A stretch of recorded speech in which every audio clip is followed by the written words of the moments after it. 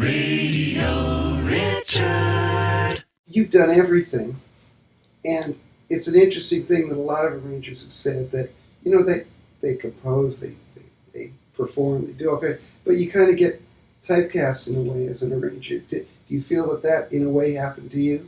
It definitely happened to me because I didn't know enough about the business to, although I was doing other things, you get a label, and unless you change it very early on, it just sticks with you. And it isn't bad, but I did a lot more than just arrange music.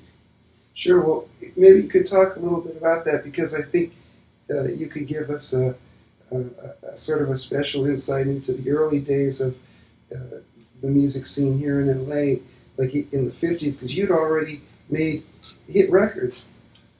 Yes, well, first of all, you got to understand, I didn't start out to be a musician. My whole ambition was to be a presidential bodyguard.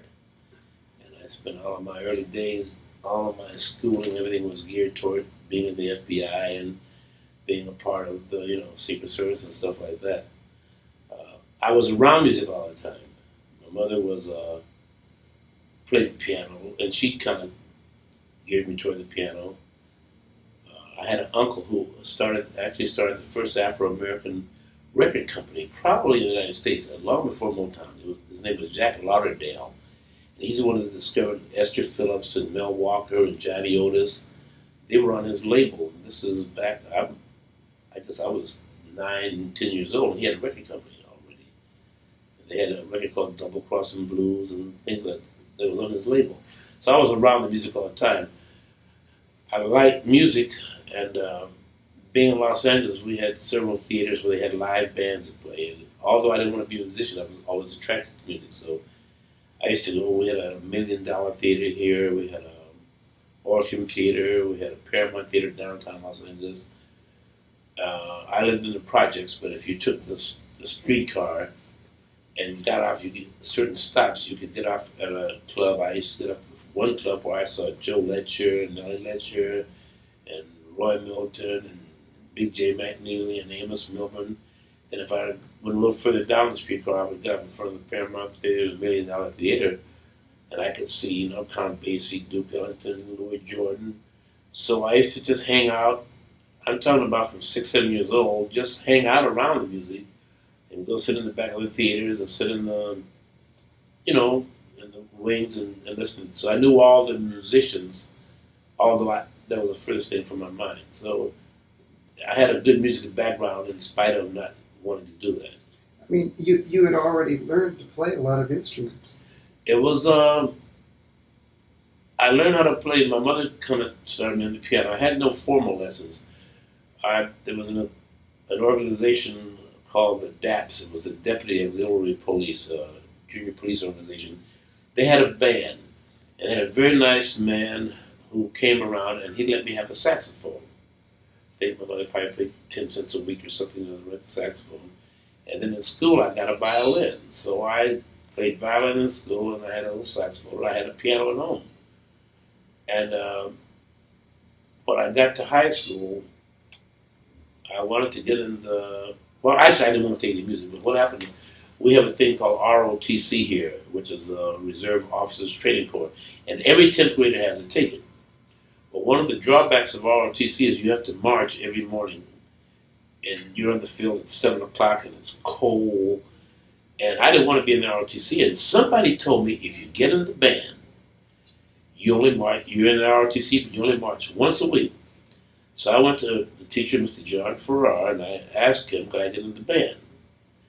And he said, what do you play? I said, I play the violin, I play the piano. He says, we don't have violin and pianos in the band. And I said, oh, heck, I want to be in the band. So he says, well, can you carry a tuba? And I said, sure. I weighed 117 and the tuba weighed 500, I think. But he needed a tuba for the band, to balance the line off. So I took the tuba. But after about 3 weeks of carrying that tuba, I decided that wasn't a thing for me. So I asked him, could I play another instrument? So he told me, he said, you can't play anything else. I said, well, I'll play a clarinet. He says, you can't play clarinet. I said, well, I can learn. He said, it takes you years to learn how to play clarinet. I said, well, if I had one, I could learn. He said, well, take one and see what you can do. So I took the clarinet home. I took me a book, and about a month and a half, I gave up the tuba and became a clarinet player in the band. He just challenged me. I took the clarinet home. I took an oboe home. I took a French horn home, and at each juncture, he was, no, you'll never know how to play that, and I did, and it became kind of a hobby. So by the time I got out of high school, I could play almost every instrument. I was in the all-city orchestra, French horn. I played clarinet in the band. I played violin in the string quartet. It was more like a hobby. I wasn't good, but I could play. I could read music very well. So it was fun, but I still didn't want to be a musician. But of course, that was ideal training for an arranger. It was great training because you found out what instruments could do and what they couldn't do, how they sound good in certain, in certain ranges and such. You find out a lot of stuff like that. Well, I came out of high school. I went into Los Angeles City College, who had one of the best jazz bands in the country, and probably the world. In that band were guys like Bob Florence, Lenny Niehaus, Andre Previn. Those guys were in that All City band. I signed up for the band, myself and another very good friend of mine by the name of Les McCann. Well, we weren't very conventional with our music, and definitely didn't, respect the masters as we should have. So Mr. McDonald called us in after about 3 weeks in the class. He said, listen, if you guys drop out now, I'll just give you a no grade. But if you stay, you're going to fail because you guys are never going to be musicians. So Les and I dropped out. So that I didn't have any more music classes. I finished my tenure there. I got an interview with the FBI. I made my interview, made my oral. I was assigned to Louisville, Kentucky. But before I went there was a girl named Mickey Grant who was like a little girlfriend of ours, and so she wrote a song called Pink Shoelaces, and I liked the song, so I made a record of it. And when I went to the bureau, I gave the record, all my masters, to a very good friend of mine across the hall from my little office. Everybody had a record company. 20,000 record companies in Los Angeles, everybody had one. So I gave all my tapes to a guy named Carl Burns, and I just forgot about it. We just, hey, here, I'm going to leave it, man. You have all this stuff, So 5, 6, 7 months later, I was sitting in the office one day, and a guy came through whistling the song, and he said, I said, oh, that song? He goes, I know that song. I said, I made that record, He says, no. He said, this is the #1 record in the country. I said, no. I made that record. He says, no, you didn't make this record. I said, who's the singer? So he said, Dodie Stevens. I said, I never heard of her. But that's my song and that's my music. I mean, I know that. He says, no. So I called Carl Burns, and Carl said, H, says, I told your mother to call you. We've been trying to find you. He says, man, we're rich. We've got this money. The record was #1. I immediately resigned from the bureau and came home with the idea that if I made one record that was a hit, I could make 1,000 records. They would all be hits. Of course, I was broke in about 4 months. I just made records, just made records, had a record company, did the whole bit. Didn't know anything. I didn't know what I was doing, so I was broke again. And so how did you make the move from trying to be a solo artist to people asking you to do arrangements? Well, I was playing gigs. I gigged all the time because I could play all different kind of instruments. I was in country western bands. I was in rock and roll bands. Just played with all these different bands. But there was no money, So it seemed like the guys who were making the money were the guys who were the arrangers. The writers were making money, but I had no connection to know that how the writing would be and the publishing would be. I didn't have the idea and stuff like that.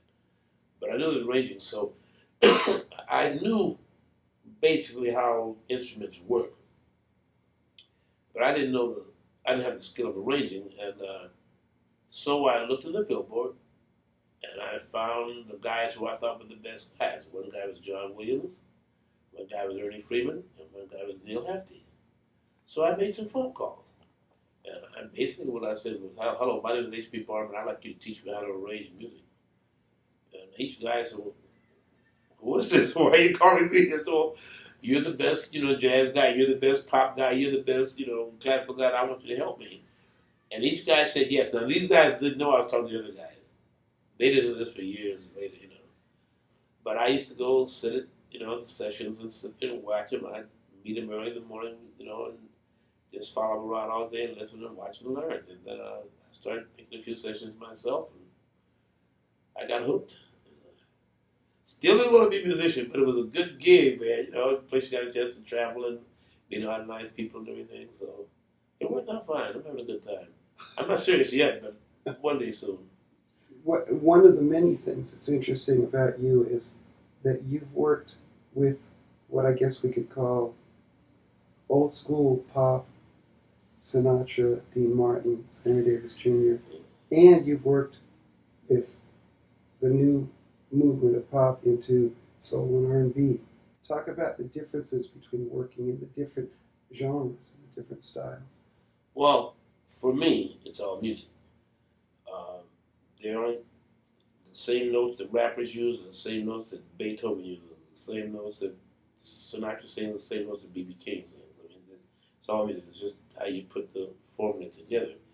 And I guess not being formally trained, I wasn't locked into any certain thing. Whatever you can hear, you should be able to duplicate or at least create something with.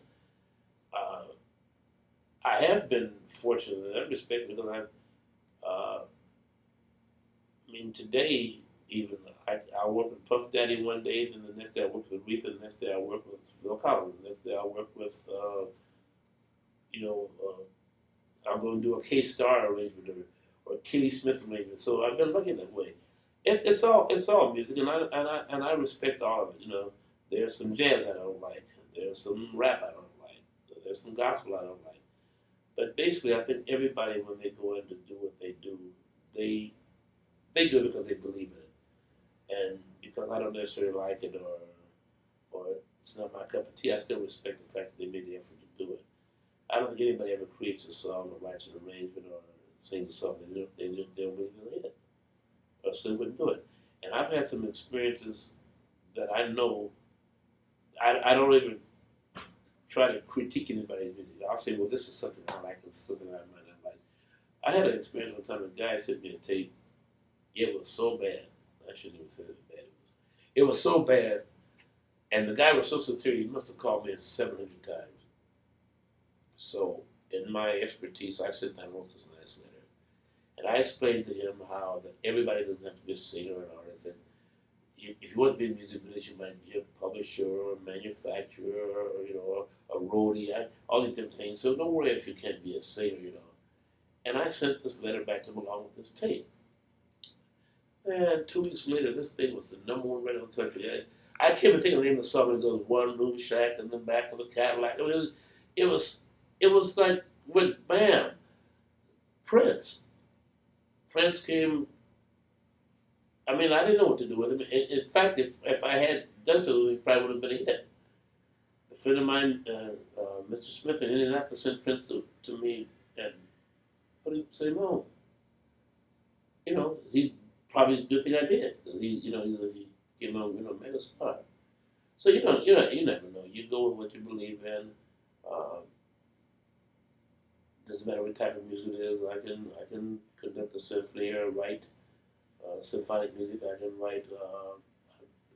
Have artists. I've been to Poland the last couple of years. I've been to Mexico. I do Don Hole, Morello Radovich. I do people out of Mexico, France. It doesn't matter. It's just music. And the good thing about it is, as long as we have that little piece of paper we can put in front of people, everybody, no matter where you're from, what country, what language, you put that piece of paper down and everybody agrees. Everybody goes along with the program. And whoever's standing in front with that little piece of paper, everybody listens to it and follows for that period of time. That doesn't happen in anything else. It doesn't happen in any other life, any kind of business, only in this business. Every arranger seems to have their own working method. When, let's say, for instance, somebody calls you, we need you, in the studio next Tuesday. This is the thing we want. Here, we're sending you over the CD, and we need, orchestral overdubs on this tune. Mm-hmm. How do you approach it? I like to, if necessary, just meet the artist for a minute, just to have a communication with them.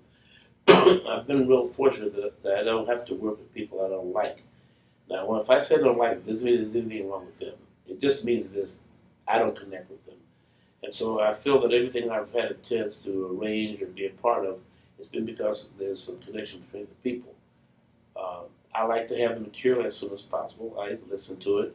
I may not write the arrangement till the night before the session, but I will have listened to that music.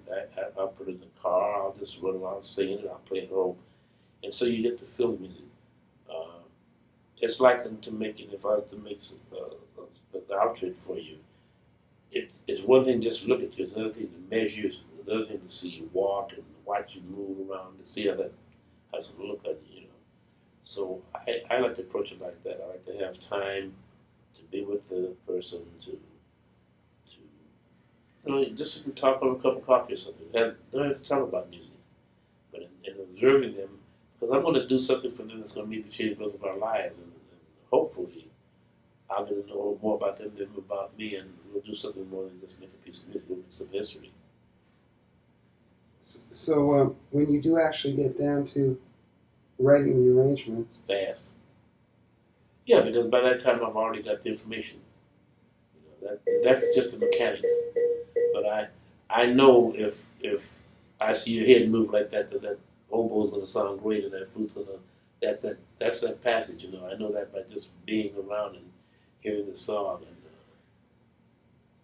well, I can see from all the music lying around that you are a man who uses pen and paper. Now, I sure do. have you has technology changed that? I mean, are you using computers now? Or are you getting... God, yes. 10 years ago, somebody told me about computers, so I bought a Atom computer, I guess it is. I took it home. I have my oldest son. He called me and said, "Dad, listen to this," and he showed me, had me play something. And said, I played it. And said, "Listen to that." So we started our music company. I have a full-fledged studio at home with all the computer stuff. I don't know how to work anything, but in fact, this new album we have here, the new stuff here, everything's computer. I do a lot of stuff computer. A lot of the shows we do are just computer. Sometimes it's computer and some live guitar, live something. But now, especially with things like Pro Tools and stuff, where there's no tape anymore. I remember we used to leave the studio with just big boxes of tape and stuff. Like now, you leave with something like this, and your whole session's on there, and it sounds great.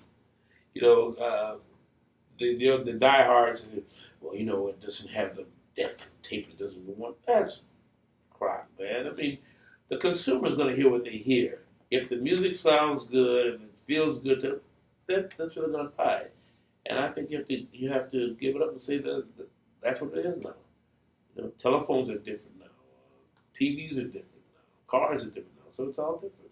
Also, as an arranger, I guess the great thing about Pro Tools that I find is you can alter your arrangement much quicker. Oh yes, you can make changes. You can edit things.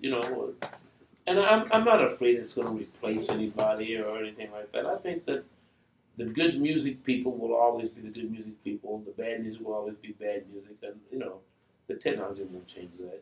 In other words, if somebody, because they have a lot of technology, they're not going to become a great writer. That doesn't make them a great writer. They have to be some creative. What I like about it, I think, is if I want to do a session with a guy that maybe can't get to Los Angeles right now, I can email him something. He can do it, email it back to me, or MPG, and we can communicate. I still get his soul. I still get what he wants to add to it, and I can take it and put it into my project. And I think that's great. We do a lot of sessions where artists is one place, the orchestra is another place. I think that's great. I love it. Now, of course, when you started out doing arrangements, none of this was possible, and perhaps you can give us a feel for what the studio scene was like here in the 50s. When I started out, we had mono, and we'd make maybe 1, 2, or 3 takes. We'd rehearse, make 1, 2, 3 takes, and that would be it. and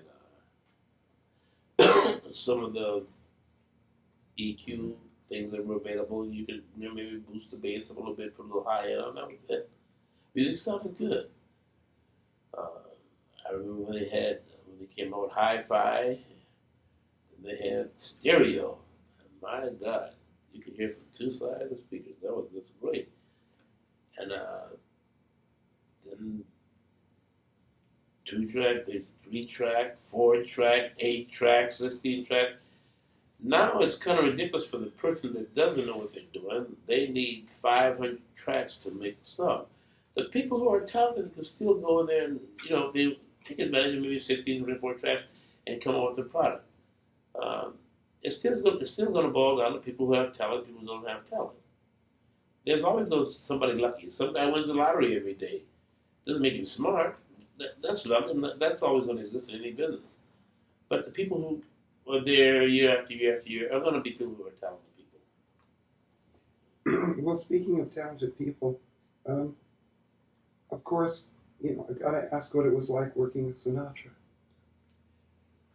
Well, very short. I remember he came into the studio. First of all, I was at a point in my career where I could any musicians I wanted, I would get the musicians I wanted. It just so happened in this particular case, they said the drummer I would use, Earl Palmer, I used a lot.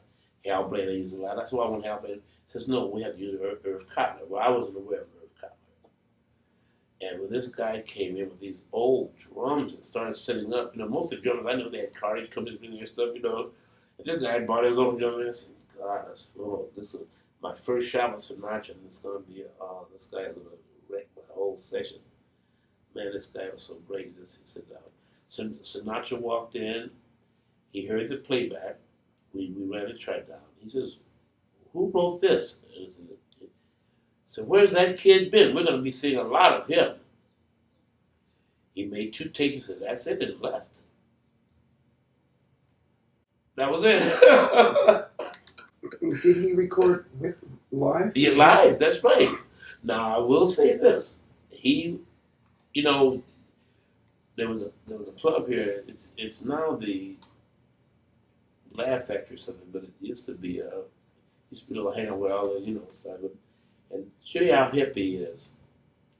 I was in there one night with a bunch of friends, and we were having dinner, and Sinatra and Mia Farrow walked in and sat down way across the room, and it's Frank Sinatra, so I didn't want to be, go there and bother, even though we had our little encounter and everything, how wonderful, He got up and came on my table and said, Barnum, how you doing? He says, man, that was a great piece of music you wrote. And says, oh, we're going to be doing something again. And man, I was in hall heaven. For sure, It was really nice. He's really a great guy, man. He just was, he was really a great guy. And, I can see on your massive list of credits that you actually arranged for the Duke Ellington Band. Duke Ellington Band, Count Basie Orchestra, Stan Kenton. Well, how did those things come about? I don't know. People just call. I've had a manager for about 2 years. They didn't do anything for me, but people call me. Other people tell other people. Highlights. I get a call one day and say, "Hi, H.B.Barnum. This is Lena Horne." Lena Horne. Oh my God! My heart was going like this. She said, "I'm coming out to Los Angeles. I need some charts. I want you to do some charts for me." And man, you should, man, we cleaned up the office. Everybody wore a suit, man. Everybody was all clean. She walked in the old T-shirts and jeans and stuff. It's just, it was like, it was wonderful, But I had a lot of fun, Peggy Lee, K-Star, all the oldies. And then when you get a chance to do something with your idol like Louis Jordan, I wrote a couple of things for the band, And the Basie, I got with Basie because I was singing with a group called the Rawls. That's how I met Basie. And we had a little hit called Cherry Lips on the Whippet label, Gene Norman. And we were singing, and the Count Basie band was actually like second billing to us at that time. They hadn't come on with the Joey stuff. So And I could write the music, but I had never really written for that kind of a situation. And I wrote this arrangement, and I forgot to put the key signature in. And musicians can be very cruel. So when we started off the thing, of course, they just thought, just a bunch of noise. And the guys started laughing, and I started crying, and I ran out. And I remember Marshall Royal came out, and he said, man, he says, all you did, just put the key signature in and get on back. I'm not going back. I'm not going back. He said, you're going back in there. And Marshall took me and grabbed me and said, you get back in there and tell them, shut up and play the music like they know what's supposed to be. They know they put this key signature in. So that was good. Down in Washington, I was 13, 14. I used to hang out at the clubs, sit in the back rooms and stuff like that, but I could play every Dinah Washington song. I could play any song she sang, I knew it on the piano. And she was appearing, there was a club in Los Angeles called the Oasis. She was appearing there with Dinah Washington with Red Fox and Slappy White and Lon Fontaine dance. They had a big review show here. The piano player was Elmo Hope. And Elmo was going through his problems that time. Because he'd been sitting at the piano all night and had played it, he'd just been sitting there all night, no music. And the lady that owned the club knew I knew Dinah Washington's song, so they called my mother and asked her to pack into the club. She said, we can't come to the club. Well, we're going to bring him in, just so he plays, and we're going to put him in the back. He won't be in the club or anything. So, and Mom, please, I'm done. Why don't put it at home? God, Mom, I want to go. So they picked me up. I went to the club. I remember walking in, and it was people have been waiting for the show. It's about 10:15 now. The show's supposed to go at 8:30, and people, so they said, just go to the, we're going to start right now. And the first song, I knew the song. What I didn't know is that they had changed the key because their voices cut off. They brought everything down the step. So they counted off. I hit the key to the record, and the band was in the other key. And she turned around and said some things to me that were just horrible. She just lit in me. I started crying, man. I ran out of the club. Red Fox came out and got me. Said, get back in there. And he said, sing the song in the right key. She said, okay. And she sang it. I paid that night. She took me in the room for 6 months. When I was 6 months there. When you were 13? Yeah. The only reason I came back was I had to go back to school. I was out of 6 months and 9 and just playing piano, So I have had a chance to work with all the really good people, And I'm not stymied by any style or any particular thing. If it's music, just bring it to me and I can do it. Well, how old were you when you hit the daunting task of arranging for the Ellington Band? I was doing stuff for the bands like that when I was 17, 18, 20, yeah. But, it wasn't that good, but it was, things that they could play. Well, I guess most people have the impression that, he and Billy Strayhorn just wrote everything. Oh, there were a lot of people that wrote for the band. I mean, they every once in a while, every band has charts from, I would say I probably have charts from over 500-600 different artists and folks, I mean, Louis Prima, Keely Smith, that's an odd thing for me to, Harry James, you get one chart in. Sometimes it's because they have a singer in the band that needs something special, they'll come to somebody to do it.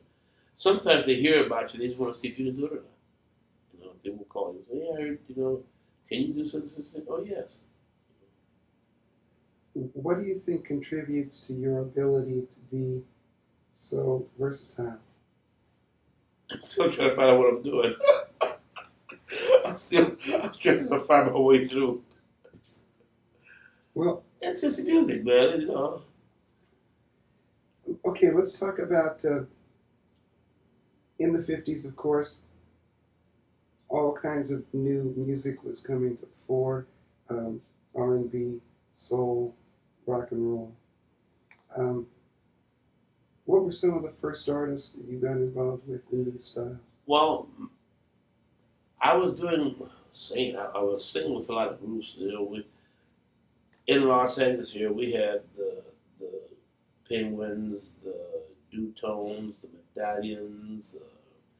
And they were all the same guys. Basically, one night we'd be here, we'd be Don Jr. and the Metal Rocks this night, and the next night we'd be this group. Depending where the gig was, it was promoting, And I would be the one probably to do the sketch out the. If we had a band, I'd be the one to sketch out the chords for everybody. I think my serious arranging gigs, as far as I was concerned, started in the '60s when I got involved with the Motown group, because I used to go back and forth to Detroit, and it would be pieces that would. They would say, here's 17 tracks that need strings and horns, or here's you do the rhythm, and then Paul's going to do the strings, and then Dave Van Pete's going to do this. So sometimes we never even knew the name of the song. We knew we had the groove and the little melody line, but we didn't even know what the song was. Nor would we know what artist it was for. It's just music, sometimes it would only be a 2 or 3 bar turnaround that you had to just develop into something. So you wouldn't have a melody on the track? Half the times we didn't know what the melody would be. There would be, if you listen to all the Motown stuff of that era, most of the things you could tell the song by the introductions, by the way the chord progressions started. And most of those songs had pretty lengthy introductions on them. Unlike most stuff not just start from it, most of them had nice introductions on them. So I know in working with Eddie, Brian and Eddie, them, we could certainly say we get 4 or 5 bars. So well, that's really interesting about the Motown thing. So who would you like? Who would call you up? Would it be Berry Gordy or? Hank Cosby or Johnny Bristol or Brian or Eddie would call me sometime, or Smokey would call. Whoever was doing a session would say, listen, we need to do horns and strings on this. We need to do a rhythm track on this. And sometimes the title would be just a working title. And, now it was a little more organized here with the Capitol and RCA stuff, because I would actually write out a full arrangement, and working with Dave and people like that, we'd actually write out a full chart and everything. But some of the Motown stuff was just developed in the studio. I used to go into Cincinnati, I got to work for King, and most of the stuff was just developed in the studio. Most of the Dootones stuff was just developed in the studio. I always like to have some kind of a working map, because that way, I always thought that if you had to stay in the studio 4 days and do a track, you were just wasting your own money. So, but a lot of people pride themselves. Well, it took us 6 months to cut this song. I don't know if it would have been any better if they cut it in 2 days.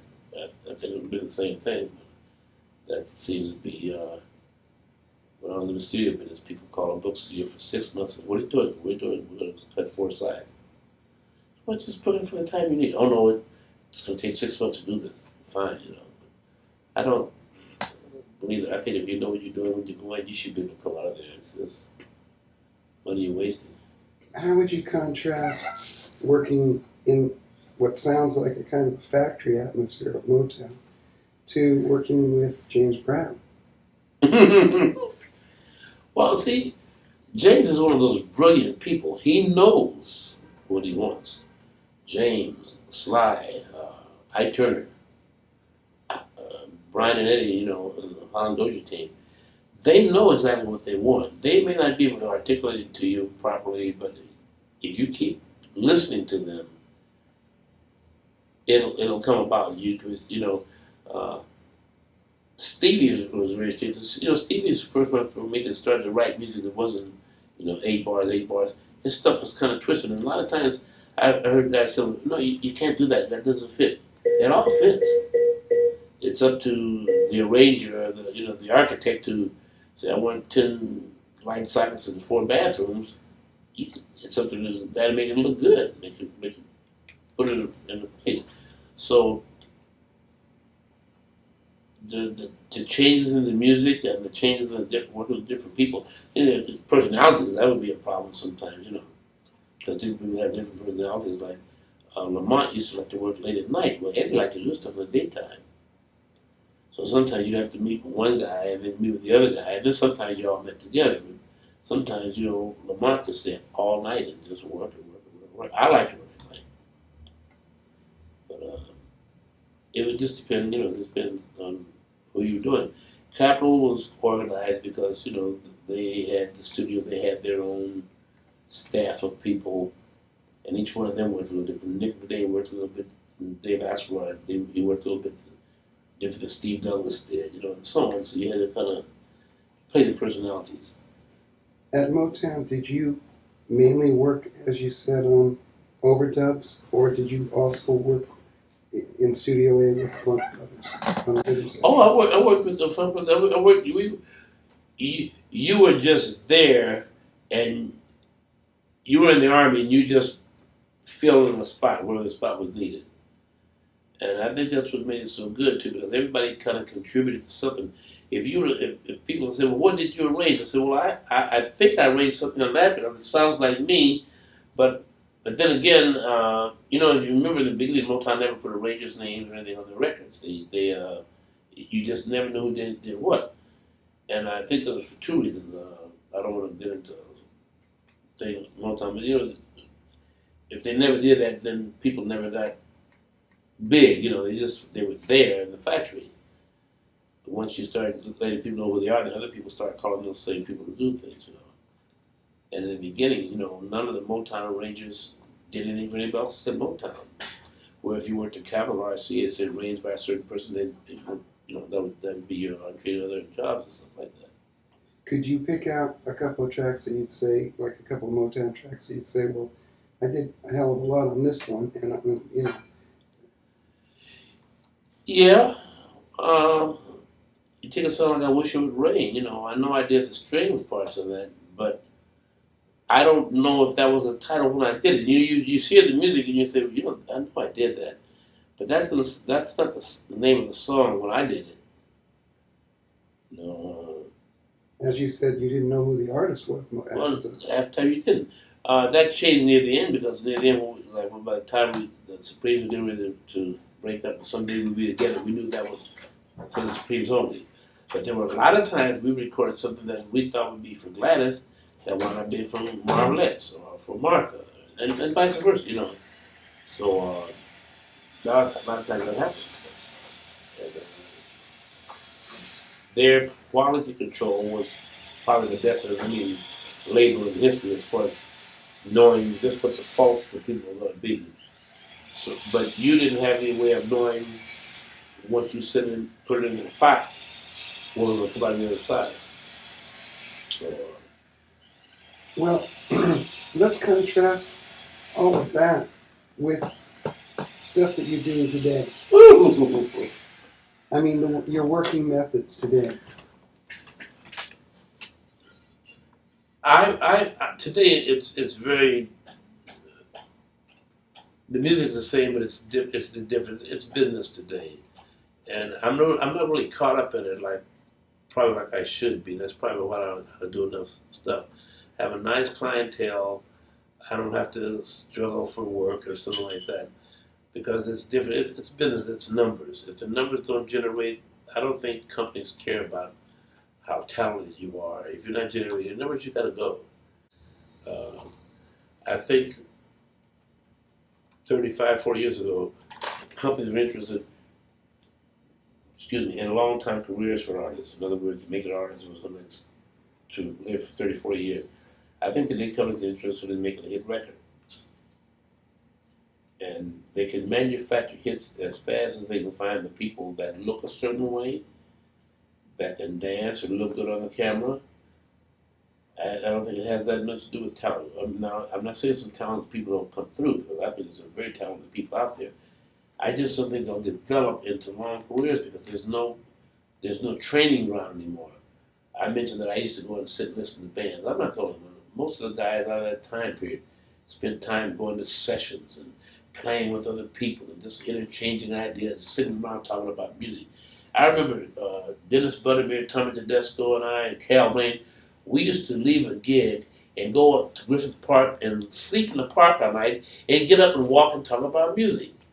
And I didn't even want to be a musician, but it was just so cool being with the guys, I remember Eric Dolphy. I used to at Eric's house. Eric would practice all day and all night. I said, I never heard anybody practice like that.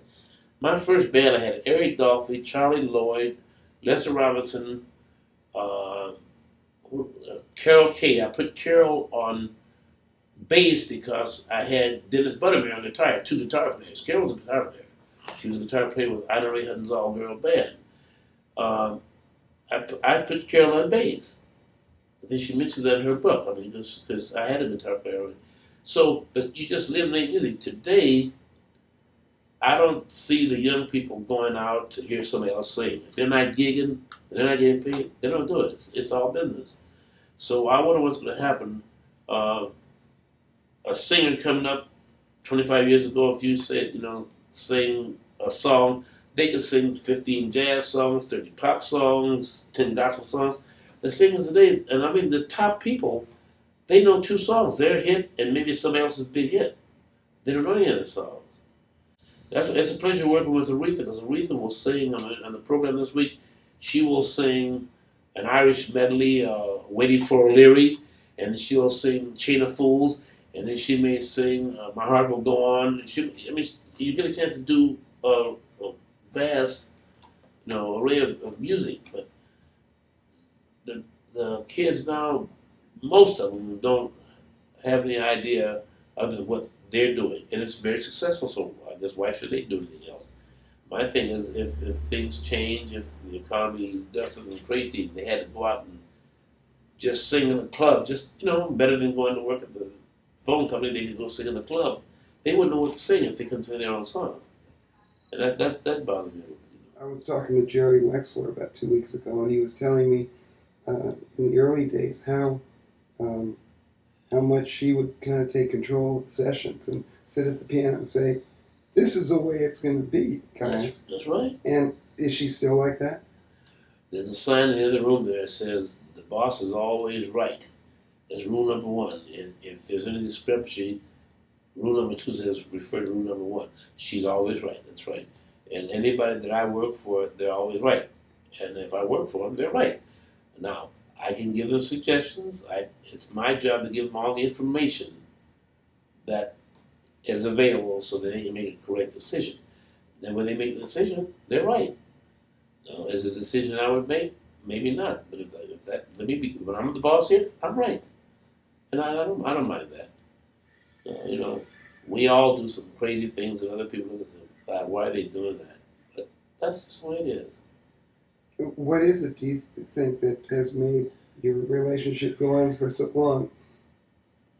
Because, first of all, I respect your talent. I've had a chance, to take jobs with a lot of other artists who pay far more money. I would get a chance to travel to better places. They've had more hits right now than she does, but the lady can sing, and every time she sings, I learn something.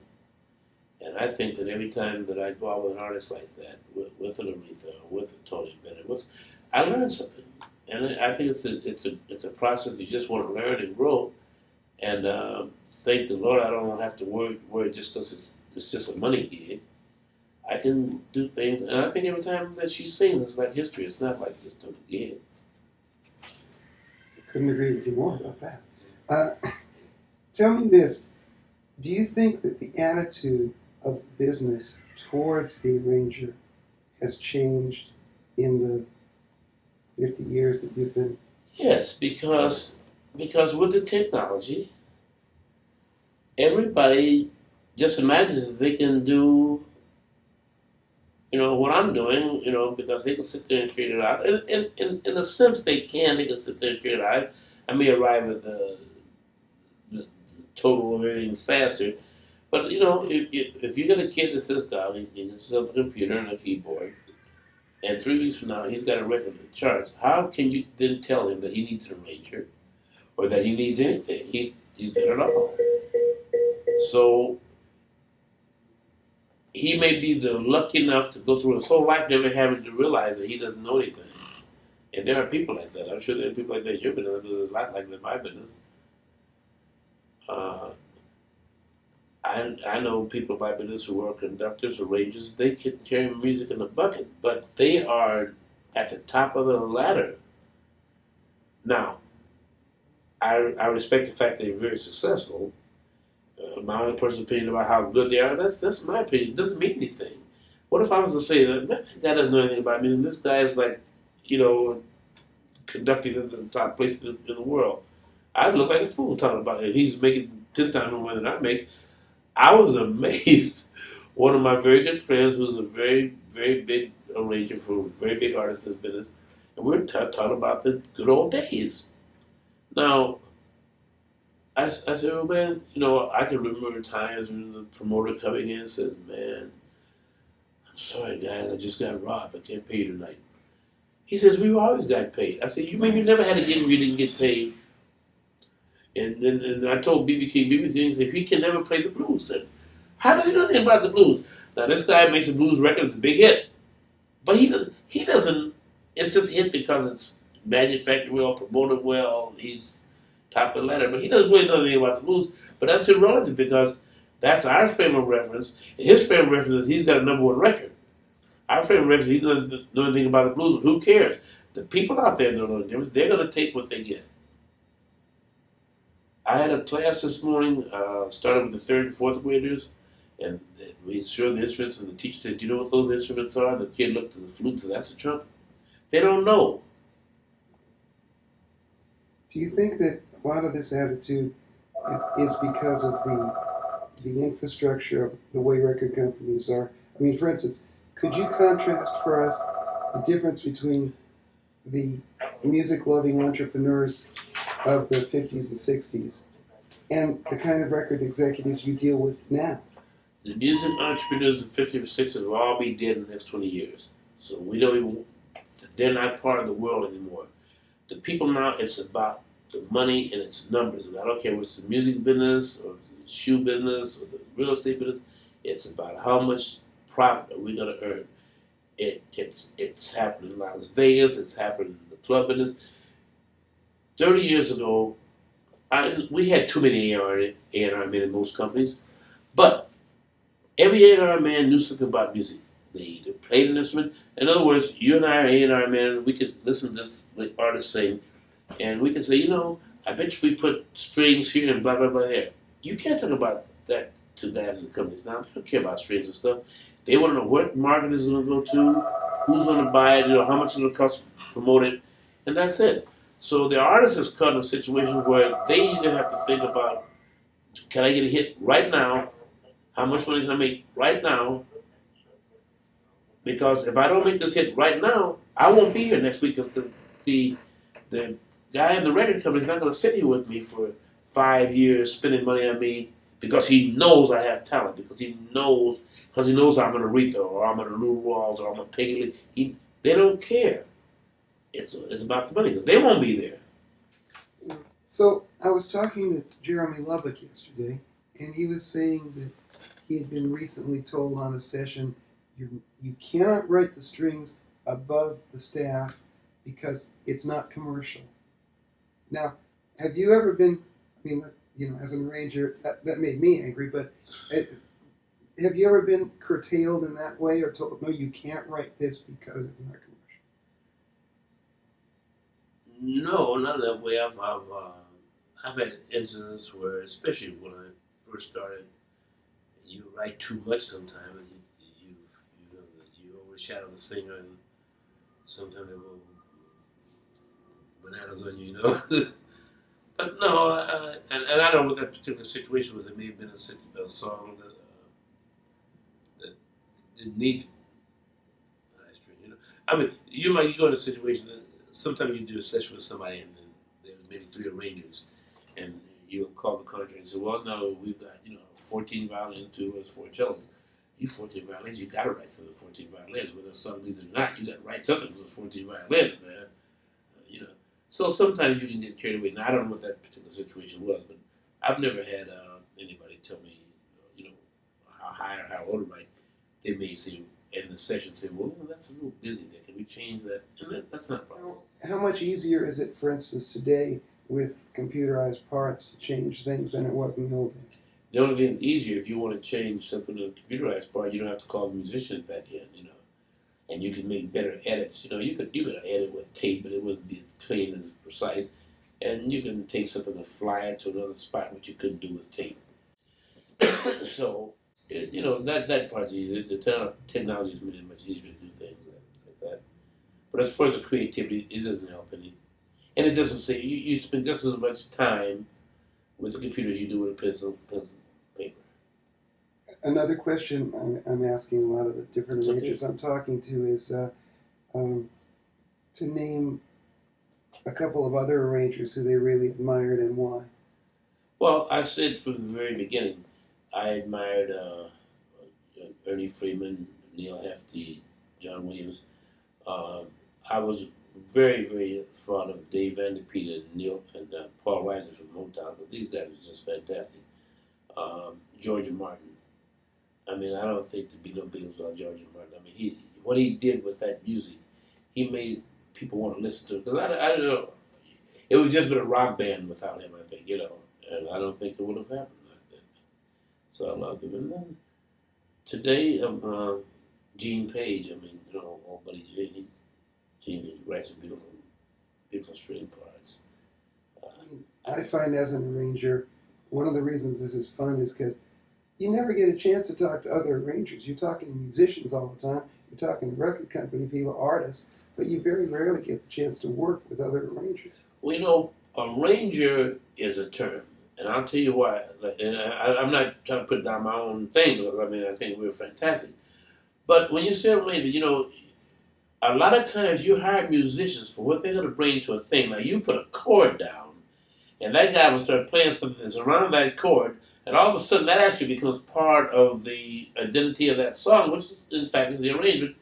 And that guy bought that there. He bought that to the session, not you. You had what you might have had in your mind. I just finished the thing today, and I used a guitar player named Grant Geisman. Grant is just fantastic. And we were doing this song, and the song was really cool. We think the song's going to be a hit. But Grant started playing some of the guitar, and I said, look, forget what I put on that paper, man. That's what I want. He was just fooling around. He said, you sure? I said, yeah, man. That's fantastic. So in fact, any creative person is an arranger. We may have the ability to notate it and kind of organize it so everybody goes the same way, same time. But literally, every creative person, Aretha's an arranger. She can sing a song that would inspire me to go and rewrite something I've written, because she just did something vocally that, boy, if I just change this right here, let her do that. I hope she do it again. Only remind her, read this is what you did, so let's change this. So we're all arrangers in a sense. We're all producers in a sense. I mean, being an arranger, how many times did you get a guy that gives you 5 songs and tells you to meet him at the session? and you go back and you create all this. How many times have you written an introduction that becomes the key for the song? Without that introduction, the song probably would never got heard. So we all have a. It's really like everybody making a big pot of soup. Everybody puts something in that tastes good. Maybe individually those things would have tasted good, but all together it tastes really good. And I can't thank you enough for making the time to see us. Well, I thank you for thinking about us arrangers, because there's so many guys in the country. I mean. Are you a long-distance truck driver who'll be driving across the country, stopping only at a filthy diner to relieve yourself of the interminable boredom? Great! While you're driving, join me, Richard Niles, for my podcast, Radio Richard. Intriguing interviews and peripatetic performances from master musicians like Randy Brecker, Wayne Shorter, Nile Rodgers, and the Yellow Jackets. And even if you don't drive a truck, I can guarantee that Radio Richard will spin your tires. Don't miss a moment of the fun. Subscribe to Radio Richard.